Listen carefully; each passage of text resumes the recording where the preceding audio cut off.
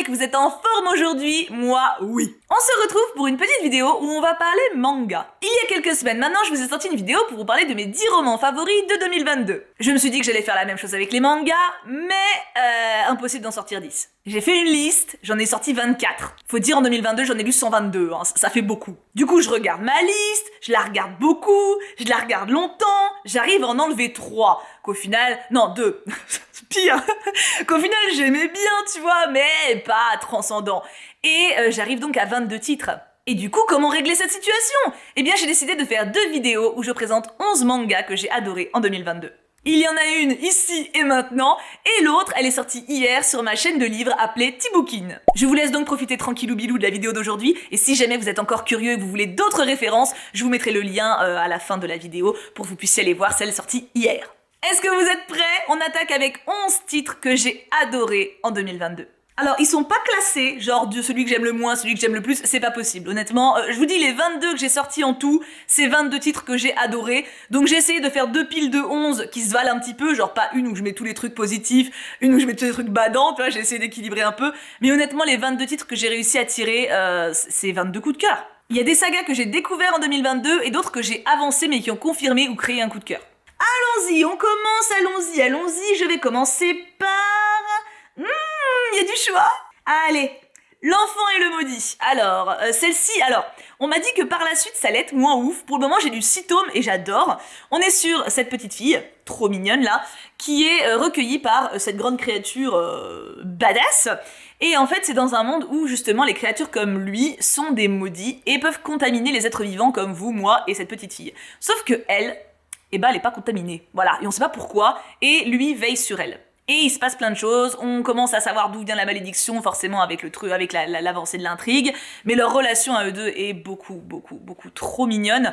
Et le visuel du manga en lui-même est vraiment superbe. Alors attendez, je vais vous chercher des petits plans. Non, regarde la poupette! Regarde la poupette, mais trop mignon. Ah mais après, je vais pas vous spoiler. Tiens, bah voilà, une double page, juste une. Ça va, c'est pas un gros spoil ça. Donc voilà, je trouve que l'esthétique noir et blanc va extrêmement bien pour le coup à ce manga. En numéro 2, on va changer un petit peu d'ambiance. Là, on était dans de la fantaisie pure. On va partir sur de l'historique réaliste Arte. Alors celui-là, j'ai lu que 2 tomes pour le moment, mais j'ai prévu les 3 et 4 pour le mois de février, mais je sais que je l'aimerai jusqu'à la fin et au-delà. Arte, c'est l'histoire d'une jeune peintre à Florence au début du XVIe siècle. Et justement, elle veut être peintre, sauf que quand t'es une femme à l'époque, bon courage, hein. Et sauf qu'elle abandonne pas. Elle se bat, elle se donne à fond, et elle est incroyable, elle est très inspirante. C'est un manga que j'adore autant pour l'héroïne, autant pour le contexte historique qui est hyper bien respecté, on apprend plein de trucs, on côtoie plein de personnages, c'est super intéressant, et voilà, c'est une merveille, c'est vraiment génial. Voilà, je suis très fan, c'est un de mes gros coups de cœur 2022, et je crois que je l'avais lu avant le tome 1. En tout cas, c'est un gros coup de cœur. Vous voulez du mec sexy ? De l'intrigue badass ? Des détectives ? Des enquêtes ? Moriarty. C'est incroyable. Ce manga est incroyable. Alors, on est sûr, vous connaissez Sherlock Holmes ? Il y a Sherlock Holmes, il y a Moriarty, et d'habitude, tout ce qui existe s'appelle Sherlock Holmes. C'est les films, les séries, etc. Et Moriarty, c'est le méchant. Et là, on est du côté du méchant, et on voit son point de vue à lui. Et on est sur une partie d'échecs permanente entre Moriarty et ses opposants, ses ennemis, ceux qui le font chier. Et c'est hyper intéressant parce que pour le coup, on a vraiment le côté anti-héros à fond. Et il y a des fois, on est d'accord quand même un peu, hein. Pas forcément, c'est fait aussi pour nous le rendre sympathique, hein. Mais je le trouve super sympa. Et les mecs là-dedans sont magnifiques, ce qui est un bonus non négligeable. Donc si vous aimez les récits bien enchâssés, avec des énigmes tout du long, des résolutions assez spectaculaires, mais en même temps réfléchies, lisez Moriarty. On passe sur du feel good un petit peu, hein, c'est toujours sympa. Le chat qui rendait l'homme heureux. Ah non, mais alors là, si vous voulez chouiner de bonheur, c'est trop mignon.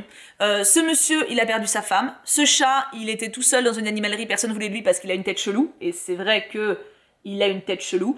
Et les deux se sont trouvés, les deux se sont aimés. Et en fait, on suit la saga où ils évoluent ensemble. Et où le monsieur, ça devient un gros gaga de son chat. Et où il apprend à sourire grâce à lui. Et où le chat, il apprend à aimer et à se faire confiance. Voilà, regarde.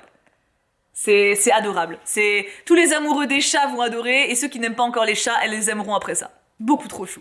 Repartons sur un petit peu d'historique. Reine d'Égypte. Alors pareil, je n'ai lu qu'un tome. Alors pour le coup, c'est inspiré historique, mais c'est pas des faits réels comme ça peut l'être dans Arte par exemple, où pour le coup le contexte est quand même un peu plus sérieux. Là apparemment c'est pas mal brodé. Il y a des choses qui sont réelles, tu vois, genre certains fringues sans doute, ou certains faits, mais voilà, ne sortez pas ça en cours d'histoire, hein, clairement pas.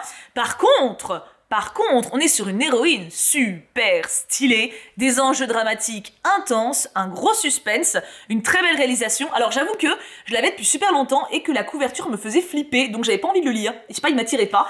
Alors qu'en fait, vraiment, à l'intérieur, il est magnifique. Vraiment, les dessins sont magnifiques. Je m'y attendais pas du tout. Oui, je l'avais même pas ouvert. Mais il me faisait peur, qu'est-ce que je te dis.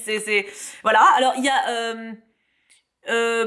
alors, il n'y a pas de viol, mais il y a un risque, on va dire un danger de viol à un moment pour l'héroïne. Je le mentionne quand même parce que je sais que c'est un sujet qui peut être compliqué. Maintenant, voilà, ça n'arrive pas, hein, mais voilà, donc les thématiques sont quand même assez sérieuses, assez adultes. On est sur, j'allais dire de la fantaisie, mais non, c'est pas de la fantaisie, mais on est sur, on sait que c'est pas réel. Tu vois ce que je veux dire? On sait que... c'est trop cousu de fil blanc pour que ce soit réel, réaliste, mais c'est stylé, c'est fort stylé, et j'ai lu que le tome 1, et je sais que je vais kiffer la suite. Pareil, j'ai pas trop de doute là-dessus. Tiens, on va partir sur quelque chose qui n'a rien à voir avec le réalisme. Assassination Classroom. Alors lui, pour le coup, j'ai vu l'animé il y a très longtemps, j'ai chialé ma daronne, j'ai ri aux éclats, c'est un de mes animés préférés, et il était en promo, le tome 1, il était à 1€, je crois à Momi, un truc comme ça, enfin en magasin, je me suis dit, bah écoute, go tester le manga en fait. Souvent, quand j'adore un animé, le manga me déçoit. Genre Fruit Basket, par exemple, l'animé, je jure que par lui, le manga, je me fais un peu chier quand je le lis. Désolé, c'est vrai. Lui, c'est pas le cas. Il est génial. Le tome 1, j'ai couiné 8 fois. J'ai pris plus de temps à adhérer à l'animé quand je l'avais vu, que j'avais trouvé vraiment hyper perché, parce que le début est très perché, hein. Enfin, tout est perché, mais après on comprend la logique. Au début, lancez-vous dans Assassination Classroom parce que c'est incroyable. Acceptez d'être largué un petit peu les premiers épisodes. C'est le jeu, mais ça vaut la peine. Croyez-moi, ça vaut la peine. Là, j'ai adoré tout de suite. Incroyable, je les veux tous, je veux tous les lire. Puis quel plaisir de retrouver les personnages. Koro Sensei, le meilleur. Ah ben je vous ai pas dit d'ailleurs le synopsis. Koro Sensei, c'est un professeur... Bah attendez. Est-ce que je vais trouver une photo de lui? Oui, voilà, parfait. C'est un professeur poulpe qui est accusé d'avoir détruit une partie de la Lune et qui menace de détruire la Terre au bout d'1 an. Et il a demandé à être professeur. Alors il est, c'est donc pas un humain, hein, c'est un espèce de surhumain chamallow, poulpe.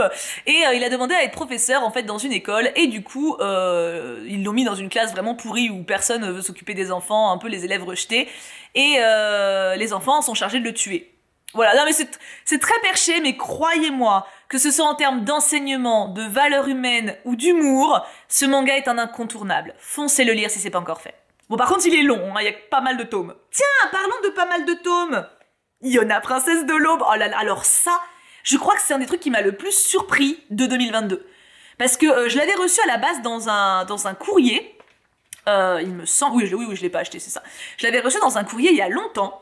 Et ça faisait partie de la nombreuse pile à lire de manga que j'avais qui me tentait pas trop. Tu vois, pareil, le dessin, j'étais en mode oui, bon, fait peur un petit peu, c'est bizarre, j'aime pas trop. Et puis là, je l'avais lu, je m'étais mis dans ma palle, je dis allez, vas-y, faut bien les lire un jour, go, tu vois. J'ai adoré. Mais j'adorais. Mais c'est incroyable. Alors lui, pour le coup, j'en ai lu 4 pour le moment et j'ai le 5-6 prévu pour février. C'est incroyable. Si vous aimez la fantaisie, oh la vache! C'est, j'ai même pas envie de vous dire des trucs. Moi, c'est Yona, donc qui est une princesse, c'est le titre, ça, c'est pas un gros spoil. Et elle va devoir se bouger le cul, parce qu'il se passe quelque chose de très grave dans son monde. Et c'est, alors, je sais pas comment dire, parce que vraiment, en le disant comme ça donne pas envie. Mais c'est vraiment bien. En fait, déjà, c'est Yona l'héroïne, et elle va très vite être aidée de plusieurs hommes. Pas mal les hommes, si vous voyez ce que je veux dire. Et pas mal du tout.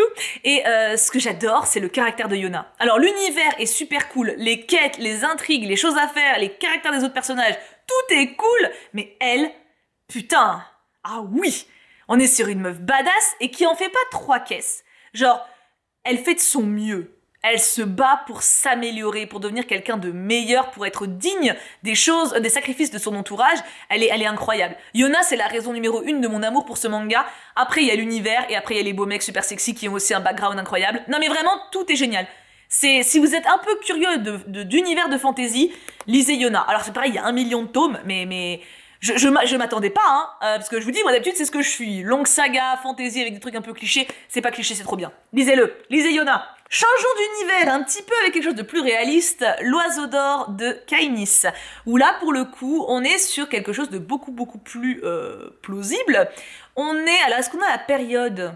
Non, on n'a pas la période.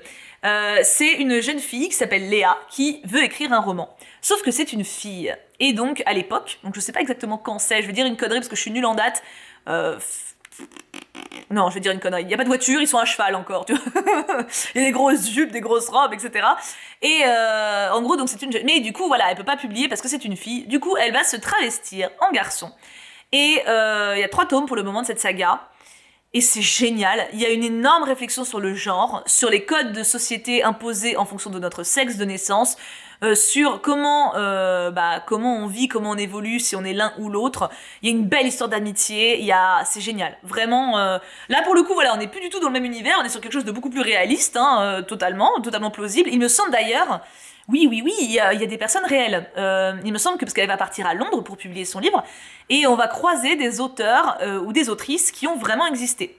Pas dans le premier tome, mais dans la suite, ce qui rajoute pour moi un cachet incroyable, parce que j'adore apprendre en me distrayant. Donc, L'Oiseau d'Or de Caïnis, outre la question du genre qui est extrêmement intéressante comme toile de fond pour travailler, l'histoire en elle-même est hyper cool, elle est hyper attachante, ses potes aussi. Il y a un perso féminin avec qui elle devient amie qui est...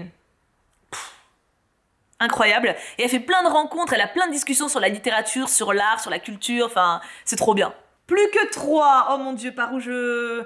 Allez, L'Atelier des sorciers, allez, un petit truc mignon. Alors ça c'est pareil, j'ai lu que 3 tomes, pour le moment c'est mignon, mais quand j'ai dit ça à mes potes la dernière fois qui ont avancé, ils m'ont regardé genre, bah profite, hein. Donc voilà, pour le moment c'est mignon. Apparemment, il y a un couvert de noirceur quand même là-dedans. C'est vrai qu'il y a quand même des thématiques assez sombres qui sont abordées. Mais, comment dire, la bonne nature de l'héroïne, qui est donc cette petite fille, aide à traverser les choses de manière assez positive.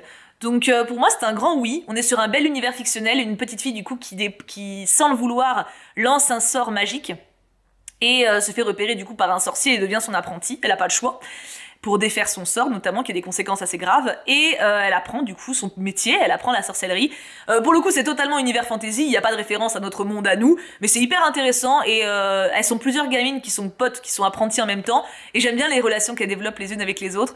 Donc à voir la suite, mais je trouve que pour le moment, en tout cas, il est hyper cool, et ouais, assez feel good de mon côté. Et je crois que dans le tome 3, il y a un petit garçon qui apparaît aussi, enfin qui apparaît, pas poup, mais qui arrive dans l'histoire et il est très cool aussi. Il ne reste plus que 2 mangas, damn it, par lequel je termine. Ok. Avant-dernier, Shadows House. Alors lui, pour le coup, je suis à jour et je suis très loin. Il me semble que j'ai terminé le tome 8. C'est trop stylé. On a en gros une famille, la famille Shadow, qui n'ont pas de visage. Voilà, c'est des personnes faites de cendres, de suie. Et ils ont des visages sous des personnalités, des petites poupées humaines. Et en gros, c'est basé sur l'amitié, la relation entre les poupées et leur visage. Non, les poupées et leur silhouette, leur ombre. Et alors, il y a plusieurs enfants, il y a plusieurs poupées, il y a plusieurs duos. Et en fait, tout le but, c'est de deviner, enfin de comprendre pourquoi, enfin comment ils sont arrivés dans ce manoir, parce que c'est dans un grand manoir, d'où ils viennent, qui ils sont, comment ça se fait qu'ils soient les visages de l'un des autres. Enfin, c'est super intéressant. Et vraiment, c'est une saga que je trouve hyper cool, hyper dynamique. Il y a aussi vachement cette idée de réflexion qu'on retrouve un peu dans Moriarty, de jeu d'échecs. Genre elle, bon, j'adore ce duo là principalement, mais parce que c'est principal, mais tous les autres sont vraiment, les autres duos sont trop cool aussi. Et tu sais, donc elle essaie de vraiment poser ses pièces. Et tu vois qu'en face ils le font aussi, donc t'as vraiment peur avec les persos, surtout que tu vois qu'il y a des conséquences graves. Pour le coup, il y a des vrais enjeux dramatiques pour les personnages, et c'est vraiment prenant. Voilà, j'ai adoré cette saga. Alors elle est pas terminée, mais je suis pas sûre qu'il y ait encore 50 000 tomes. En tout cas, c'est trop cool. Donc si jamais vous aimez bien ce type d'histoire, un peu énigme, un peu réflexion, et en même temps avec des bouilles quand même relativement cute. Regarde, non mais regarde Emiliko comme elle est mignonne. Emiliko, c'est quand même la plus choupette du monde, quoi. Vraiment, elle est trop chou. Et les dessins sont très beaux, qui plus est. Voilà, regarde cette bouille. Regarde cette bouille, je l'adore. Et en dernier, je me redresse un peu, j'ai mal aux jambes, je suis en tailleur depuis tout à l'heure. En dernier, je vous mets un de mes plus gros coups de cœur de manga, l'Oxalis et l'or. Alors, ça fait clairement partie des mangas historiques. Ça se passe pendant la grande famine en Irlande. en 1848 et en 1849. 1848, c'est la découverte des pépites d'or en Californie qui déclenche une ruée vers l'or, et en 1849, c'est la rumeur qui se répand. Et en fait, dans la même période, il y a une énorme famine en Irlande. Donc, mais c'est une famine qui a vraiment existé. En fait, en gros, c'est un manga qui est basé sur un vrai contexte historique. Donc une famine qui a vraiment existé, qui a décimé, alors les chiffres sont donnés dans le manga mais ils vont m'échapper donc je vais dire une bêtise, mais qui a décimé des milliers de personnes, des dizaines de milliers même je crois. Enfin en gros il y a quasiment plus personne en Irlande.